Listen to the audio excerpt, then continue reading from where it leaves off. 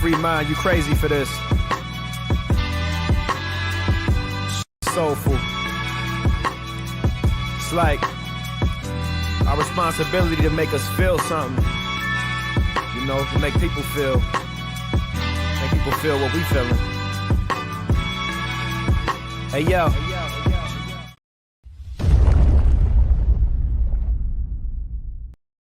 Regie here, and I want to welcome you to another one of my live streams. This is the Ready, Set, Go preview show, a show we do on Sunday night to get the week started off on the right foot. And as part of this show, I typically give you a rundown of some of the content that is going to be coming out from the channel over the course of the week.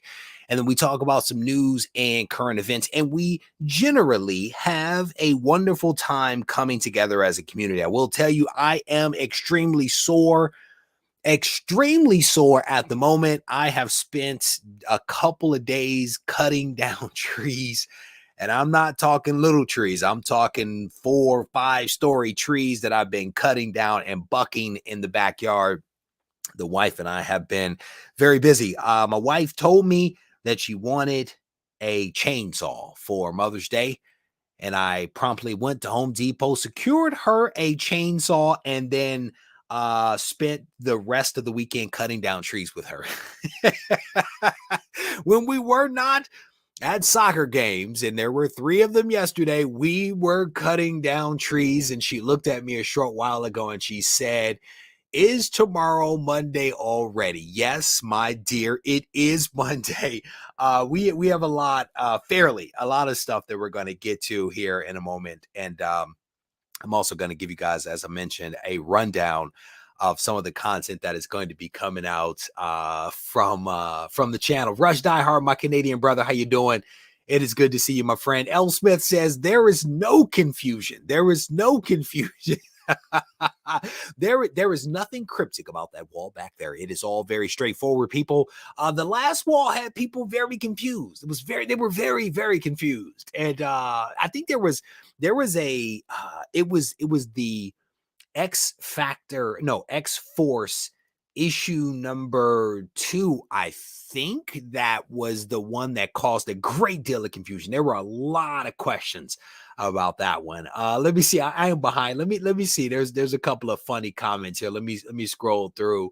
Brother, I'm gonna tell you right now, man. I feel like either a lumberjack or one of the folks on the Alaskan shows that I watch on a regular basis. I feel like I am on the homestead and I am building my home out of very large timber. I as I was deadlifting these logs, trying to get them to where they needed to be, I thought about many an Alaskan guy in the back country making magic happen. So Tina, I tried Tina. Tina, she likes certain things, man. She wants a John Deere, she gets a John Deere. You want a chainsaw, I go get you an Echo. Like you tell me what you want, I'm gonna make it happen. I saw her on the computer earlier today, and she was looking at some more equipment. I said, "What are you doing?" She said, "I'm looking for your birthday and Father's Day." I said, First of all, I don't want any mechanical stuff to do any yard work for my birthday. That's on you. That's the stuff you want. Reggie does not want that. You know what I want? I want AF-15 at a higher grade than the one that I have. That's what I want. If you really want to ask me what I want, it's that. It is not another cutting utensil, weed whacking utensil, another arm to attach to anything involving yard work. That is not my jam. Man, it's brutal. I'm gonna tell you, brother, we make magic happen over here. I have a basketball court full of lumber and brush. So let me see, scrolling through the comments here. I want a chainsaw for you to, yeah, brother. No, thank you. I'm gonna be honest with you. I have enough trees here on the property to keep me busy literally for a lifetime. Literally. She looks out into the woods, and you, Dave, you know, she looks out into the woods and she says, yeah, that tree probably needs to be cut down. I said, that tree can fall on its own, okay? Because it is in no danger of falling on my house. It can rot on its own and fall down. Long split. I did look at a stump grinder, and I looked at like a mulcher, one of those things that chomps down the limbs or whatever and makes it into like mulch. I looked at all of it, man. I looked at it at all. Paper is expensive. Need to save costs any way you can. Yeah, isolation is coming from some of the paper that I'm cutting down in the backyard. DB, how you doing, brother? It is good to see you. I feel like I have not seen you in a while. It is good to see your name in the live stream, brother. Let me see. I'm scrolling through some of the comments here, trying to see. I remember, yeah, man, the Burger Time's back, man. I had to change it up back there. Burger Time is back. That is from the Carolina collection. The owner of Go Collect actually hooked me up with that Burger Time game a couple of years ago, and I decided to break it out. People give me all kinds of stuff, and they think that because they don't see it that it's gone. No, it's actually in a closet. There is a closet that is over there that has a lot of stuff, and I actually cleaned out the closet. There were a bunch of boxes and bags and just bubble wrap, so I had to clean some stuff up and uncovered a few hidden treasures, and so I wanted to pull that out. My wife wants a pressure washer, so that means that's how it works, brother. That is how it works. Okay. No, my wife is no joke, man. She is no joke. She went out and got me like this weed whacker that cuts like these 1-inch like stumps and trees, like little small brush, right? She went out and got it, and it sat there in the garage for like 2 days, and I didn't put it together. I'm like, hey, I'm not ready to do it. So she puts it together. Right. She puts it together, and then she looks at me. So I'm like, I just put on my work boots and got to whacking with the thing. But my wife will pick up a tool in a heartbeat and will go make some magic happen. It's just the woman that she is. So junk on the wall, I think not, sir. I beg pardon. Sir. There's no junk on the wall. Dave Wong, how you doing, brother? It is good to see you. I am way behind on the comments. Thank you guys for hanging out with me a little bit. I can do the chitter chat all day long. So let me move on with the show. Let me give you guys a rundown of some of the content that is going to be coming out from the channel over the course of this week, and then we're going to get to some other stuff. There are a couple of cool videos that I'm going to be dropping. My folks over at CGC are still having some challenges with getting me some of the data for the books that have been submitted into CGC. So I'm hoping this month we will get things back on track at some point with that video. That is a very popular video. I think people like to know what it is that is being submitted into CGC and being graded. So I hope to get things back on track with that video at some point this month. But I do have some cool videos coming up. One of the videos I'm going to be talking about, the fear of selling. It occurred to me in reading a lot of comments from people that there is some fear involved that prevents people from selling comics. And so we are going to talk about the fear of selling, not the fear of missing out, but the fear of selling. And technically, maybe it is a fear of missing out in some way, shape, or form. But that's something that we're going to talk about in the video. And I definitely look forward to hearing people's thoughts on that video as it drops. I'm going to also talk about some costly mistakes that I see people making on a regular and consistent basis. And in addition to those two videos, I am finally going to do my very first CBCS haul. This haul has been 360 days in the making. 360 days I waited for this order to actually make its way back to me. We are finally going to unbox this box of awesome comics. I hope you guys will enjoy the video. We definitely had some fun with that. In addition to those things, we're also going to have the Comics Today show on Wednesday at 7 o'clock Eastern Standard Time. And then we're also going to be releasing a podcast on this coming Monday. It'll be a replay of last week's show. So a lot of cool stuff dropping from the channel this week. I hope you guys will check it out. I want to give a huge shout out to my man, Fred. My man, Fred, sent me his self-published comic. Uncanny. He sent me 4 issues of this called Uncanny, and this has been in my trunk for a couple of weeks. Shout out to Fred for sending me this. I have not read it. It has literally been in the trunk all of this time. But Fred sent this over to me. Little FF action going on. That's a pretty cool cover. He said, I wanted to gift you my creator-owned comic, Uncanny. It has been a labor of love. I really hope you enjoy it. I love your channel and your insight and appreciate you taking the time to read these. You are an inspiration, bro. Never change. I would love to hear what you think about the first 4 issues. Thanks again, Fred, signed FF. Shout out to Fred for hooking me up with this. Somebody earlier today told me that self-publishing was dead. They commented on a post that I put up on Instagram, and they said, I'm not interested in that self-publishing stuff. Self-publishing is dead. And what I would say to you is it appears to be alive and well in the form of my man Fred here with this labor of love that he has put together. And what I'll say to you is that as long as people have dreams of bringing things to life and they have the creativity and the ability to do it, then it's never dead, and it's certainly never a waste. And it's an interesting thing when somebody decides to poo-poo someone else's dream of bringing something to life, and oftentimes something that actually employs lots of people, because I'm certain that when Fred put his project together, he didn't do all the work. And there are people, maybe an artist, maybe a writer, maybe a printer, maybe somebody that benefited from this work. And as somebody that is working on a creator-owned project myself, I can tell you that I actually employ a lot of people as well. So to say that it is dead and essentially a waste, I struggle with that just a little bit. That level of negativity is something that I don't roll with. What is it? It has been it's a struggle bus, brother. It is a struggle bus.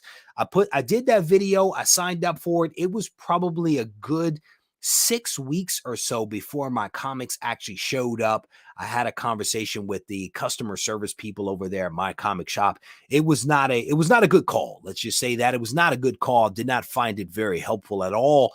But I believe that my books are now going to start showing up. They use different language to describe the same thing, and it was very confusing, the difference between a subscription and a pre-order. It was very confusing, and the person used different language, the website used different language, and at the end of the day, I'm like, am I going to get some books? And so I think we are on track. So we will see.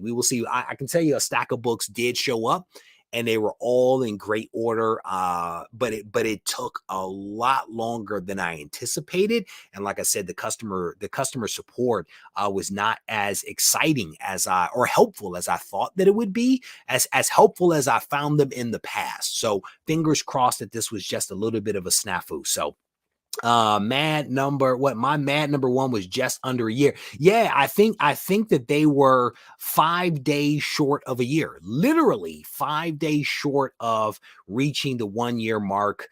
And again, I don't want to give away the video in its entirety, so I would definitely encourage you guys to check it out. If you build it, they will come. Some people are just negative and need to be ignored. Yeah, I think I completely ignored the comment. Because the reality is that maybe this person was having a bad day. Maybe this person tried and did to do it and then failed. Maybe they just had a bad experience.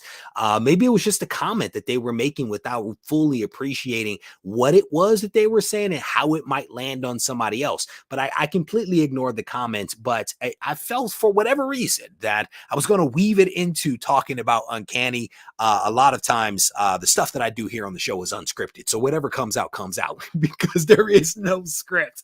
Yeah, man, it's crazy. And again, man, there are a lot of people out there making magic happy. Every publishing company of every size started with the first book or comic sometime. Man, at the end of the day, brother, I am living my best life. Let's be completely honest about that. Just 4 years ago, I was creating a video in my kitchen, and I had probably less than 50 people actually watching that video. So everything that happens to me related to this channel is gravy, man. It is all gravy. And you know, if I sell 5 books, that's 5 more than I ever imagined that I would sell, right? So to me, it's pretty cool. And again, shout out to my man Fred, who is definitely living his dream, putting this book together. I have not yet read it, but again, man, it's just like I'm pretty sure this guy had a vision in his head for something that he wanted to create, and he actually made it real. He literally made it real.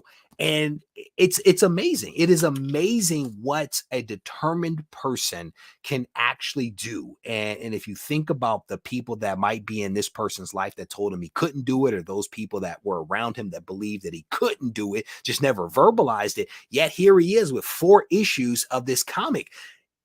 That's amazing. That's amazing. So scrolling through the comments here, I am way behind. Sweet Christmas. My 8-year-old says you have some pretty good comics on the wall. I'm gonna be honest with you. You probably have a fantastic 8-year-old brother. No, let me restate. Your 8-year-old is fantastic, Richard, and clearly has fantastic taste. I mean, it is ASM. It's Spider-Man. You cannot go wrong with those books back there. And we are going to completely ignore Chris Bigger, who is like that stuff on the wall. Just remember, there you go. And I mean, again, man, you have to start somewhere. You have to do it. And again, if nothing else comes out of it, you're still just living your best life. The bronze page. Hey, Reggie, what inspired you in the first video, and did you have a good time?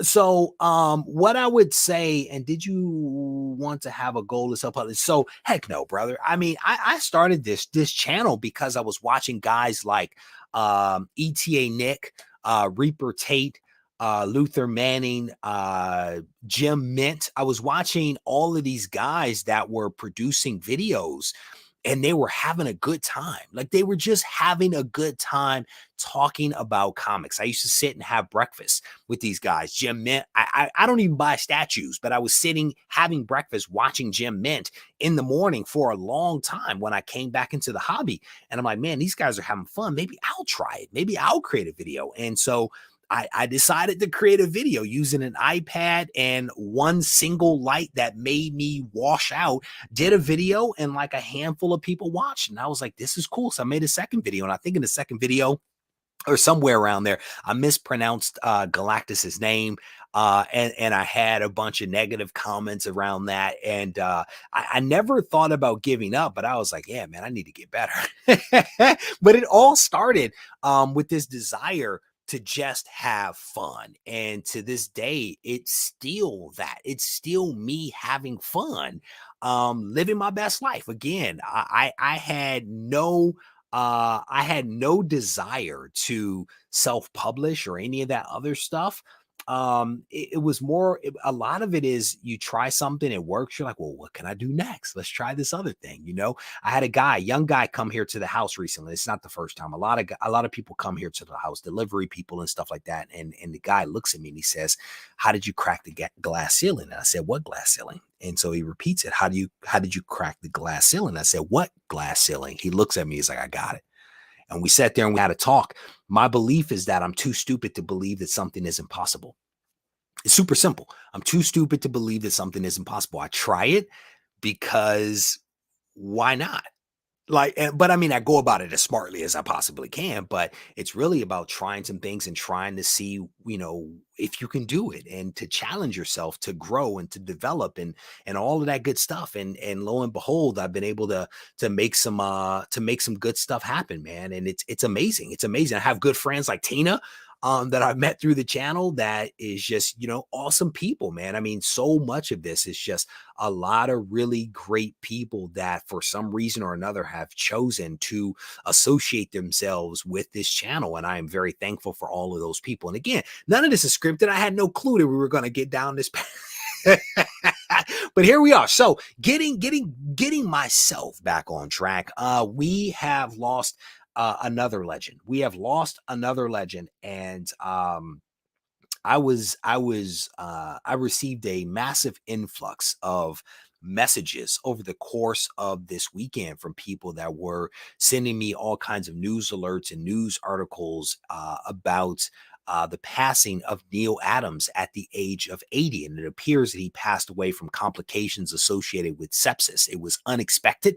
This was not something like he had some illness and he was on a downward spiral. I think it was one of his daughters or daughter-in-law, I can't recall, that was making a statement that this was essentially unexpected. And I think the wife reported that it was something related to sepsis. But we have lost a legend. And over the course of this weekend, I've received a lot of messages, as I mentioned, from people sending me news articles, but a lot of people were also sharing their personal stories about Neal Adams and what his art meant to them. They were actually showing me art that he had done for them. They were sharing all kinds of anecdotes. Instagram was full of people posting up different Neal Adams covers and things like that. And one could only hope that when our time comes that people actually remember and people care enough to say something publicly about what you meant to them. And I think that that's a real testament to who this man was. And so very, very quickly, I want to kind of walk through this article. This was actually something that was posted up on the NPR, a ton of articles everywhere. Neal Adams, comic book legend and defender of artists' rights, dies at the age of 80. Comic book fans far and wide are mourning the death of Neal Adams, the artist who changed the game with his realistic illustrations in the 60s and 70s.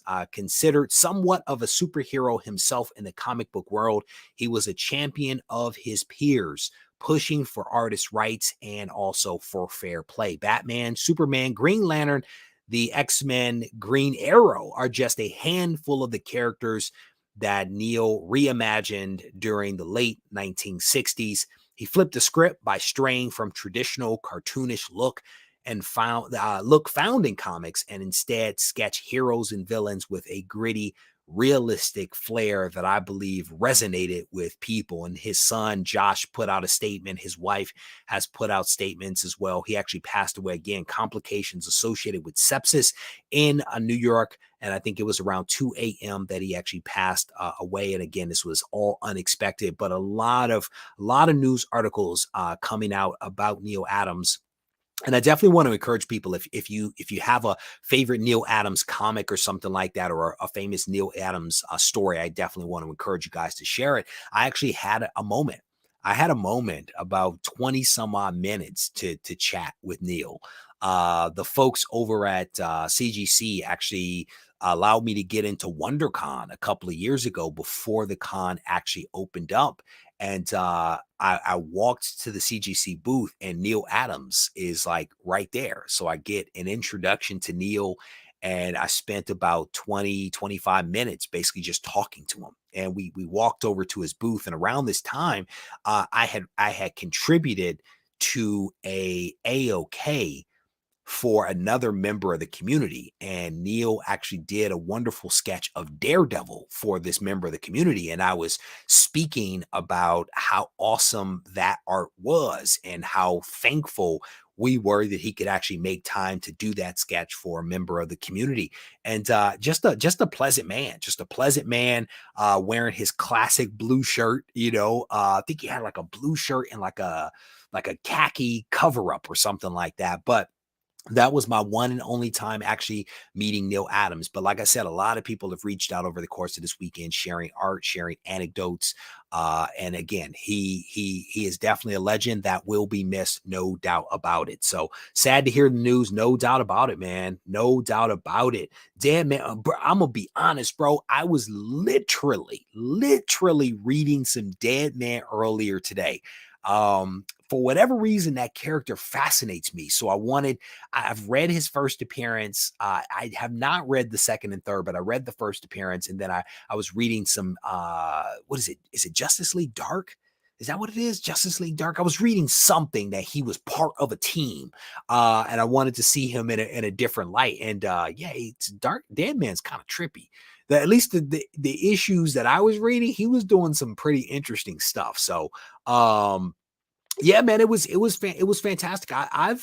I've, for whatever reason, been afforded some opportunities that I, again, I never imagined I would be releasing a guide to comic book collecting, much less a comic book here on the horizon. And I certainly didn't imagine myself having like one-on-one time to just hang out with a legend like Neal, much less like Chris Claremont, right? And so there'll be some others that I'll be announcing here soon, but just amazing, man. I am literally living my best life right now. But no doubt about it. So scrolling through, he was always willing to listen to his fans. Again, I think some of the stuff that he did in terms of pushing for creators' rights was also it was legendary. It was legendary, right? He was taking a huge risk by pushing back against the industry to speak out on behalf of others, to make sure that folks could, that folks could benefit from their artwork and not be taken advantage of by the industry. And I think that, a lot of artists out there owe creators, I should probably say, just broadly creators owe a lot to Neal. So, and again, I think he is one of those folks that will definitely be remembered for a very, very long time. Dead Man is probably so fascinating because of Neal. His art transcended the medium. There you go. Scrolling through some of the comments here, trying to see, saw him multiple times at New York Comic Con, but never spoke to the man. Yeah, again, man, like I remember when, I remember when, Stan Lee was in California. And I remember I was not going to go to the con. I was not going to go to the con because I did not want to, I didn't want to be bothered with the crowd. I'm going to be completely honest. And I wasn't going to go. And then I thought about the fact that that could be the very last time that I had an opportunity to be in the presence of Stan. And Stan was not a young man, right? And so I am so thankful that I went to that con. I'm thankful for that LCS owner that allowed me to jump the line so that I could actually meet Stan.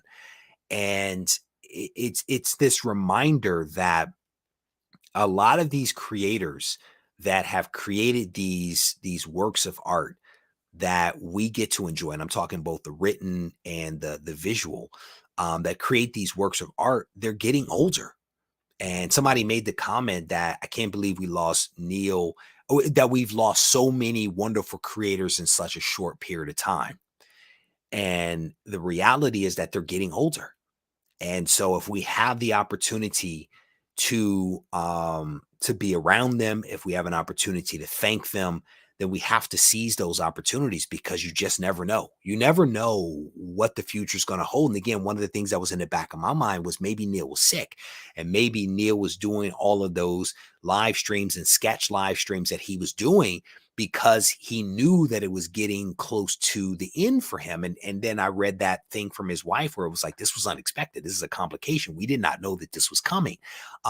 But it's just, it appeared that he still had a lot in the tank, right? Like, I believe what the wife is saying. It appears that he just had a lot more to give and a lot more that he wanted to create, but for whatever reason, essentially ran out of time. And so, if you have a favorite creator out there, man, take the opportunity to meet them, to thank them, to get that signature, because and to share with them what their art means to you, because you just never know. So shout out to Neal Adams, and thoughts to or for his entire family who are probably going to be struggling with this, right? I think it's one thing if you're significant, if your family member is older and they're sick, you kind of can sort of prepare yourself, right?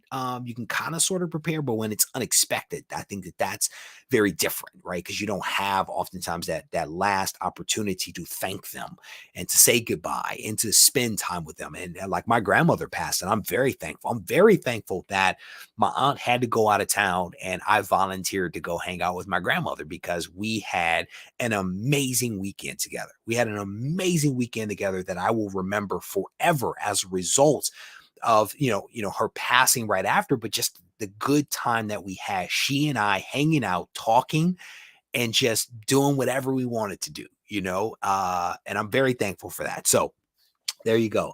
Looking at some of the comments here, Neal was producing amazing art, right? And again, it's just a testament to the talent. So many of these guys just have so much talent, and it's like it doesn't degrade with time. They're just consistent all the way through. It's amazing. It is amazing how little talent I have, how much these guys have. It is amazing. So so wanted to meet George Perez. Yeah, man, that's another one right there. That's another one. There's a lot of DC fans that are really struggling because two legendary DC artists passed, and then you start to think about all of the other artists that are out there. You start thinking about all of the other legendary artists that are out there that we grew up reading and committing to memory, the stuff that they put together. You think about the ages of these folks, man, and you seize the opportunity. So again, hopefully folks are sharing some of their thoughts and memories of Neal in the comment section. And if you're watching this thing back on replay, I definitely encourage you to do the same, because it's amazing just how many people these artists through their work have an ability to touch. For some of them, it just may be a job, it may be a passion, but those things resonate with people. And it's amazing. It's amazing the impact that a person can have on people that they've never met. It is amazing. So speaking of legends, as I make a difficult turn, speaking of legends, another legend has made some amazing news. Has again, talking about having a lot in the tank and still trying to make magic happen. Frank Miller. Frank Miller has teamed up with Dan DiDiorio, who has been silent. At least I feel Dan has been silent for some time since he left DC. He and Frank have teamed up to form a new publishing line that will be releasing comics for like Sin City and also the Ronin. And a lot of this, I think, is work that comes out of things that Frank did in the past. I don't think Frank himself is going to be doing much, but a lot of the new artists that they're going to be bringing on will be doing things in the vein of Frank Miller. So legendary comic book creator Frank Miller is reuniting with former DC co-publisher Dan to launch a new comic publisher. The name of the publishing comic company is Frank Miller Presents, coined after the creator behind such classics as The Dark Knight Returns, Sin City, and 300. According to The Hollywood Reporter, Frank Miller will serve as president and editor-in-chief of the new company, with Dan taking on the role of publisher. And Frank, I guess Frank Miller has a company, Frank Miller Inc. The CEO of that company will actually serve as the COO. And it says the two first projects lined up include Sin City and the Ronin. And it highlights here the goal of Frank Miller Presents will be to curate a new line of comics from different creators while honoring Miller's iconic visual form of storytelling. And at present, there are no details related to who some of the creators are that are going to be involved with this project. But it appears that Frank Miller, again, he has some gas in the tank. And what's funny is multiple people sent this to me earlier this week. And several of them made the comment about how I beat Frank Miller to the punch of actually starting a publishing house. I think Frank's in a much stronger position than I am. I'll just go ahead and say it. He has people. He has people that are super experienced in this. And Frank's going to make some magic happen. Now, what's really interesting is I don't know this for a fact, but it seemed like, well, I'm going to assume part of the money for this new publishing company actually came from an NTF.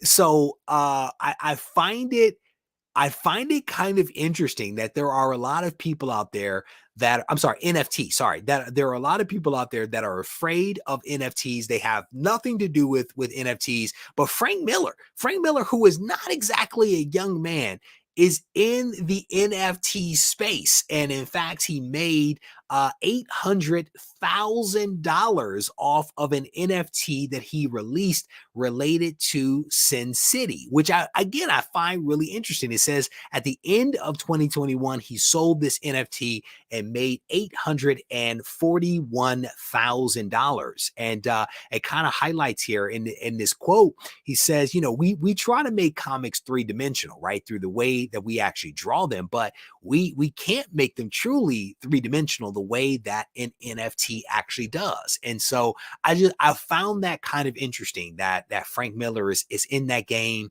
and he made all of this money, and then shortly thereafter, if you will, there is this publisher that he has now formed. I don't know for a fact that the money came for that, but I would tell you this: if I sold a single NFT that made that kind of money, I would absolutely make some magic happen with that cash. But again, just wanted to highlight this article that came out a few days ago because it is another legendary artist that has, or creator, I should say, that has some gas in the tank, that is trying to make some magic happen. So it'll be interesting to see what they come out with, and how these self-published, if you will, I guess self-published, how these comics resonate with fans. So good to see Dan's name back in the headline in a positive way after all the stuff that went down at DC. So let me go back to the chat real quick. Let me see what you guys are talking about. I'm kind of scrolling through. Did he get divorced? How old is Frank Miller? I should have looked that up. Frank trying to recoup from his divorce cost him a lot. It always does, brother.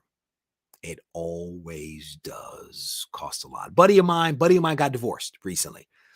He filed the paperwork on Wednesday, and the significant other was out of the house by Saturday. He had painted the rooms by Monday and had moved his office space into that new room by like Tuesday. My buddy does not mess around at all. He had it all broken out and made it all happen. No doubt, brother. Frank Miller has a little bit of experience getting his books to print, no doubt about it, but I'm close. I am close to making it happen. But Frank is a legend, no doubt about that. I will also highlight, and thank you, Matt Woods, for bringing this up.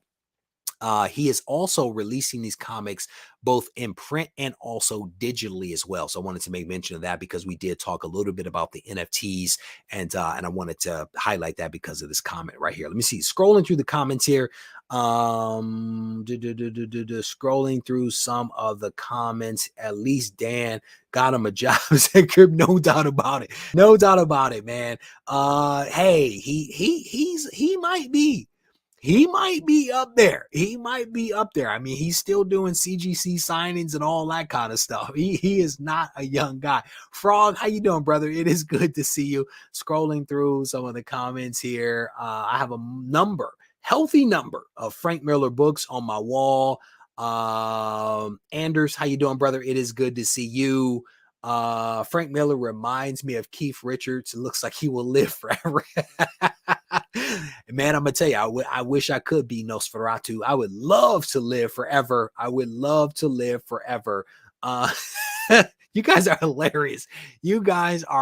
Shout out to Frank Miller for making magic happen. All right, so speaking of self-published stuff, again, give a shout out to my man Fred for this comic that he came out with called Uncanny. He sent me the first 4 issues of this thing, and it actually looks pretty good. I don't know if he did the art on this thing, or if he just was the writer. I'm gonna have to dig into the comic here a little bit later. But we actually have a I guess this is a first appearance. It might actually be cameo. It might be a cameo of Doug.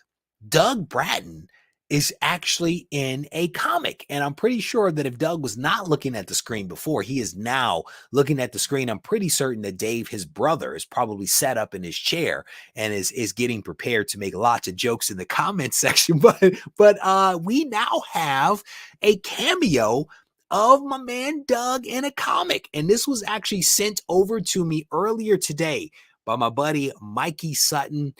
the guy that is behind a lot of the scoops that come out of Hollywood related to movies and TV shows as it relates to comic book properties. Mikey Sutton, who I've gotten to know fairly well over these last couple of years, sent this to me earlier today.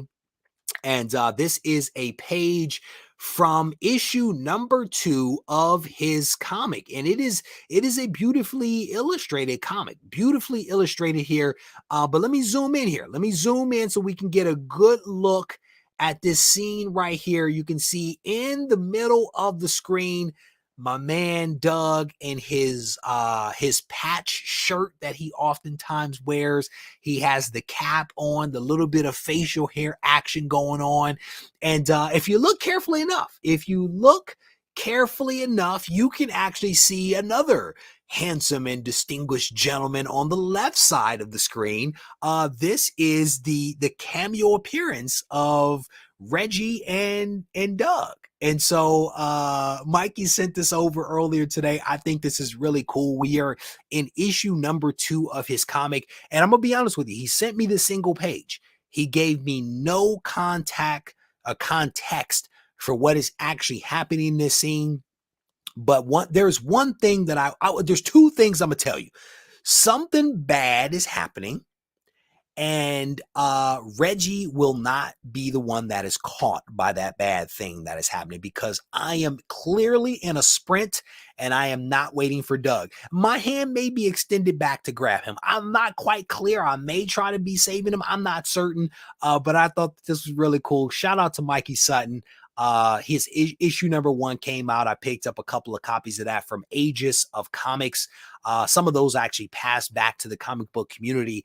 But this is issue number 2 coming out. I don't know when it's dropping, but I'll definitely keep you guys posted. But shout out to the artist that put this thing together, because I think it's pretty cool. It's pretty cool. Are you guys running towards a Sandman? I would not be running towards that. I would not be running towards a Sandman dollar bin. Doug would be in front of me if that were the case. Where'd that comment go? Frog Brawler, it does look a little like people are running from Doug. I mean, yeah, I'm not going to put the comment up there, but all Doug has to do is be fast. No, brother, that's my joke. All I have to do is be faster than Doug. There you go. Man. Oh my goodness. That may be the case. You don't have to be the fastest, only faster than Doug. There you go. Man, it better be a red shirt. Oh no, wait a minute. Hold on. No. You don't want to, you're right. You don't want to be in the red shirt. You do not want to be in the red shirt. If you were in Star Trek, you want to be in a gold shirt or maybe a blue shirt. That way, you know, you're coming back to the ship. If you're in a red shirt and you're beaming down and Spock and Kirk are there, it's over. It's a wrap. No doubt about it. I mean, even though I do look good in red, if I'm beaming down, I don't want to be the guy in red with the tricorder. I'm going to just say it right now. Oh, my goodness. Free. There you. Hey, now I might sprint for that. Oh, man, you guys, I'm going to tell you, I am sore right now. And I'm pretty sure I'm going to be even more sore when I wake up tomorrow. There's that moment. And this goes back to my bodybuilding days. When your feet touch the floor and all you feel is discomfort. You feel the DOMS, delayed onset muscle soreness.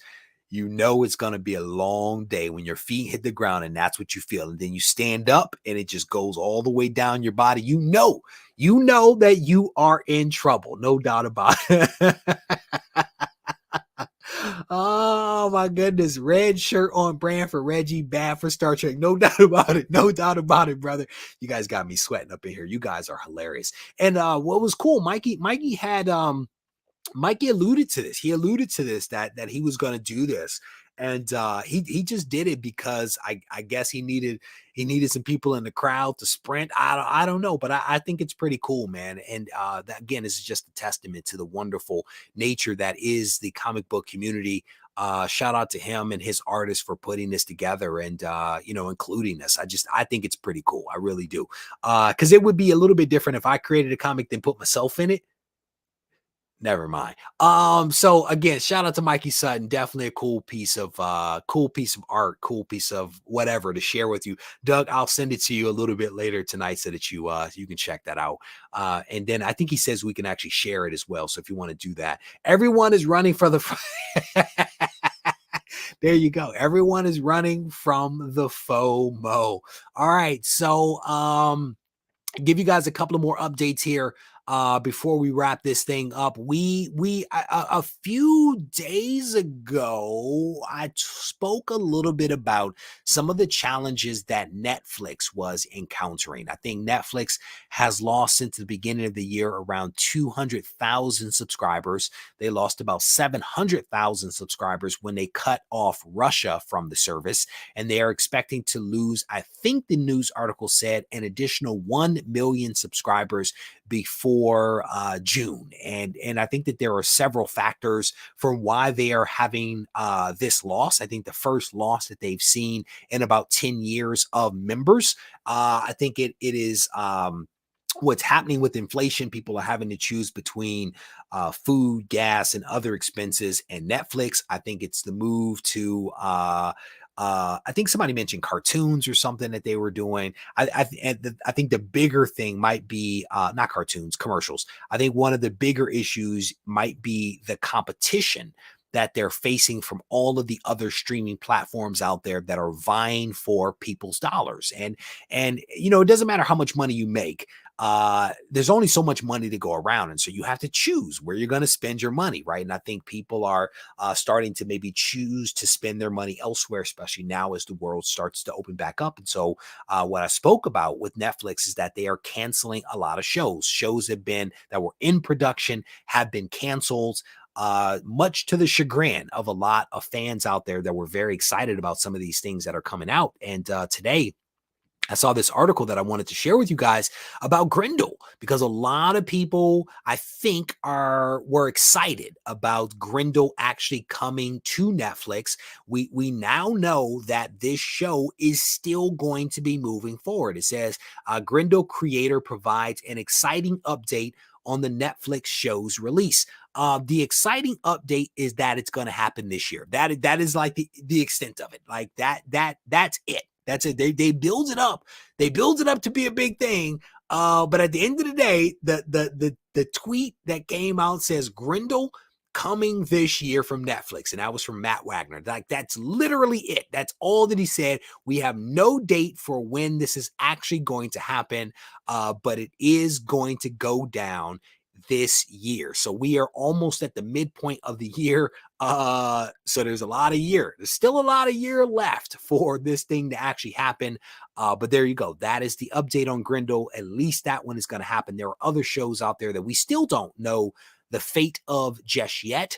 But it'll be interesting to see what happens and how some of this stuff continues to impact or not some of the comic book related shows that Netflix was going to be releasing. And part of the reason why this is important, again, is because with all of the loss of memberships, they lose a lot of revenue. I think they have 220 million subscribers around the world. And again, you're losing a couple of million. That causes you to have to make some decisions about the original programming that you actually bring to the screen. And so I wanted to provide this update to let people know that Grendel is still a go for some point in 2022. There you go. All right. Doug, unfortunately, brother, we still do not have an update on Sandman. We still do not have an update on that. So fingers crossed that one still happens. Jorge, how you doing, brother? It is good to see you, my friend. He says, hello from Puerto Rico. How are you going to MegaCon Orlando? I do not have any plans to attend MegaCon. but I also didn't have plans to attend another con that I am now going to. I will not tell you what con it is. When I'm able to talk a little bit about that, there will be some more details that will be revealed about that. But my big thing is I'm not huge on cons. I'm going to be honest with you, unless they're the small local cons, not huge on cons. And I have to have a purpose. I have to have a purpose for going there, because standing in lines is not my jam. That is not my jam. But should the right opportunity present itself, then I will absolutely be at MegaCon. Jorge, if you do not see me there, I hope that you have a good time, because I'm assuming that you're going to go. So if you do make that magic happen, I hope you enjoy yourself. Scrolling through some of the other comments here, seeing what else you guys are talking about. Conan the Barbarian is supposed to come to Netflix. It's going to be a live action series. I did not hear about that.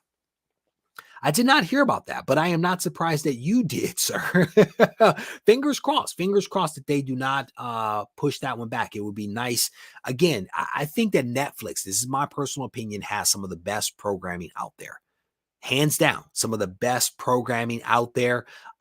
Is it on Netflix? Gotham. Gotham on Netflix? That show is amazing. That show, amazing. Okay, I am loving some Gotham. Wonder if they're still working on Sweet Tooth season 1 was good. It was good. It was unexpectedly good. Like, I had never read the comic. I watched the shows. I reluctantly watched the show. Then I went and read the comic, and I was like, both of these are actually pretty darn good. So I don't know. There's still a lot of unknowns about some of the programs. I'm guessing that they're trying to probably see how much they can cut. To save up for all of this other stuff that people, because yeah, to that point, I did talk about this one the other day. Bone is gone. Bone is out as a result of some of those costs. And I think that that's why I started talking about it, was because I think it was Chuck that sent me the article on Bone, which then prompted me to dig into the animation department having these major cuts. I was like, well, why did that happen? I backtracked it to the whole thing about the loss of the memberships as a result. And so it was like the memberships led to these cuts at the animation department. Those cuts led to shows like Bone being eliminated. So there you go. He didn't send me a link, brother. You talking about this one right here? He didn't send me a link. This is uncanny. I literally have no contact information for Fred. I will try to look at this when the show wraps up, and I will try to post some stuff to Instagram. So be certain to check that one out. GarageCon is going down. GarageCon is going to happen. I still don't know exactly what date it will be, but it'll either be November 12th or 19th. But GarageCon is a go, no doubt about it. Philtastic, thank you very much for confirming that. I see Doug also commented here that is still going down, so thank you for that. We have some content that we still have to record to release around the time that Sandman actually drops. So that's part of the reason why I'm still hoping it to go, because there's been time invested in putting this content together. So that's part of it. Scrolling through, Regie has to start getting used to cons. Again, if I have a purpose, I'm good. If I have an area where I can go and stand, then I don't feel awkward. I don't want to be hanging out in a con just to hang out in a con. That's not my jam. I need to have a purpose. You had a con this weekend. I saw a bunch of posts from you this weekend as you were hitting up a con. Ooh, I forgot about that when someone sent this to me about Pitt. Dale and Pitt are coming back, and I am super pumped about this one. I love some Pitt and Timmy. Okay, I absolutely love Pitt and Timmy. I need to find the article on that because I'm excited about that. I am excited. Is it going to happen on Image? Do we know where it's going to happen? I need to look that up. I did not see that when I saw the article that someone sent me. I don't recall seeing where it was actually going to drop. Big cons equal no money. Scrolling through some of the comments here. Gotham ended too soon. Needed one more season, says Trev. Trev, I didn't know it ended. Thank you, brother. Thank you, Trev. I didn't know I was. I think I'm on season 2, brother. I was still just enjoying the show now. And now I know it's over. Now it's over. I'm teasing. There you go. Frank Frazetta did some awesome Conan covers. There's somebody out there that doesn't know anything about Frank Frazetta. I just find that strange that some people don't know about Frank Frazetta. But scrolling through some of the comments here. Brian, how you doing, brother? It's good to see you. Scrolling through the comments. They did. Scrolling through. I'm way behind on comments. Sweet Christmas, I'm behind. Garage Con gonna need to go ahead and reschedule. Richard, you've been trying to get me to reschedule Garage Con since I had Garage Con of 2021. It's not going to happen. It's going down. It's going down November 12th or 19th.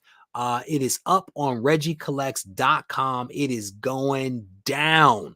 Mark says, purpose of a con is to buy books, of course, and to meet cool people. That's what's up. I can be socially awkward. So, the meeting of new people can be a challenge for me, brother. Just saying. All right. So for those folks that are showing up a little bit late, we spent some time earlier in this show talking about a host of topics, most notably the passing of Neal Adams at the age of 80. One of the things that I had assumed was that maybe Neal had been secretly sick and had succumbed to some type of illness related to a long-term thing. It seems that he died from complications associated with sepsis. This is something that his wife actually announced. I think it was to the Hollywood Reporter. He passed away at the age of 80 and is being remembered by fans literally around the world that remember him for all of his work on various creations at both Marvel and DC, and also because of the work that he did for creators' rights. I then also spent a little bit of time talking about Frank Miller, who has now started a publishing house. Frank Miller Presents with Dan DiDiorio from DC Comics. They're going to be focusing on releasing comics that tie back to a lot of the things that Frank Miller actually created, like the Ronin and Sin City. They're actually going to be working with a bunch of, I'm guessing, creators of some sort that will be creating stuff in the spirit of what Frank basically did over the course of his career. So those are most notably the two main things that we spoke about. I also provided people with an update on the Grendel show that is supposed to be coming out from Netflix. The owner of that property, of that IP, Matt Wagner, basically announced that Grendel is still coming to Netflix at some point this year. He did not give us any kind of dates, but that magic is happening. Not bad to have done that from memory. I'm actually impressed with myself here at the moment. One other piece of news that I wanted to share with you guys is the director that had signed on to do the Fantastic Four movie has walked away from the project. He basically said that he needed a break. I guess he's been doing superhero stuff for the last 10 years, and he's like, I need a moment to myself. And so he has walked away, and I think it was amicable. At least that is what they were saying publicly. Behind the scenes, who knows what the real story is. Fantastic Four, Marvel fans are wondering who will direct after John Watts' exit. And so it says Marvel fans received some very unpleasant news on Friday afternoon as it was revealed that John had exited the upcoming Fantastic Four reboot film. Can you call it a reboot? Is it really a reboot? The first one wasn't that good. The one before the first one that was never released, that also was not very good. So let's just call it the Fantastic Four in the MCU. Let's just call it that. And it says John was at the helm of 3 Spider-Man movies for Marvel and Sony, including the record-breaking Spider-Man No Way Home. I think that movie actually brought in 1.98 billion, I think. And he was set up to usher in a new era in the Marvel Cinematic Universe in the form of the FF movie. He says, however, he wants to take a break from superhero movies for a bit. And it says there's absolutely no frustration between Watts and Marvel, and the two sides are hoping to work together on more Spider-Man stories in the future. This does leave an opening for one of the most highly anticipated projects on Marvel's upcoming slate, and the studio is going to need someone to step in fairly soon. And so one of the big questions here is who who might be the next person to come on board to take up this mantle, take up this challenge of introducing the Marvel first family, the Fantastic Four. I am definitely curious what you all think about this. Who do you think they should tap for this project? Because this is a big deal.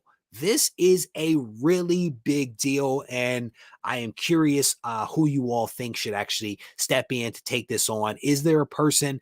You guys, I think one of the things that Marvel has done is they've gone outside of who you normally would tap for a movie, I think sometimes, and brought those people into the fold to be able to create movies. And sometimes it's worked, and sometimes it's the Eternals. So you know, do what you will with that. Curse of the FF movie. Can't make a good one. Maybe he realized that and gave up. Man, I hope that's not it. I mean, I think Doug said this before about stretching. He made a comment about stretching on film. It's tough to make things stretch and look good, and Mr. Fantastic is a stretching character. So I don't know, man. I don't know. I hope that it wasn't him giving up. I'm hoping it was, you know, I need a break. I need to do something different. We don't need people getting slapped, man. We don't need that kind of energy. Okay. We don't need that kind of energy. Did you hear he's thinking about doing stand-up? I think days after the slap heard around the world, as they say, he sat down with Dave Chappelle about doing stand-up, and it may have already happened by now. But yeah, scrolling through Martin Scorsese. No. Oh, I can't believe you actually typed that out without laughing. You might have been laughing the whole time. You might have been laughing. The Fantastic Four, Batman, Robin, Nightwing, and Red Hood. I don't know what that's about. Scrolling through, Jorge is asking about the Doctor Strange 2 movie.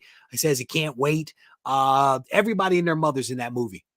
Everybody and their mother is in that movie. And, you know, I am not one for the theaters either. I'm not one for the theaters.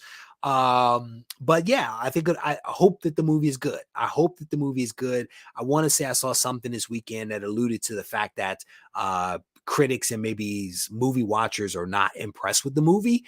But critics are oftentimes wrong. So we shall see. Jim says he'll do it. We need to check your CV, sir. We need to check your CV before we can sign up for that. Exactly. That's what makes it so funny. That's what makes it so funny is that Squirrel Madness actually made that recommendation. Again, he was laughing. I'm pretty confident that he was laughing because Wayne definitely knows the comments that Martin has made about comic book movies. Scrolling through some of the comments here, scrolling through, get the guy that directed The Incredibles. Hey, that's a good one. But wait a minute, that wasn't live action. That was an animation, wasn't it? That's a whole different. Wait a minute, I don't know. I don't know movies, so maybe it was live action. Maybe it was. Scrolling through.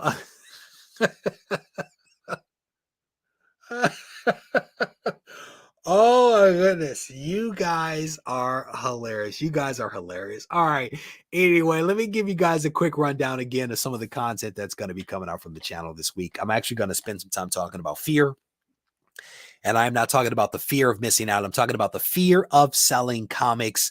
I've released a lot of videos over the years about selling comics and using the proceeds to actually fund aspects of the hobby. And there is always a contingent of people that have spoken out about the fact that they are not comfortable selling.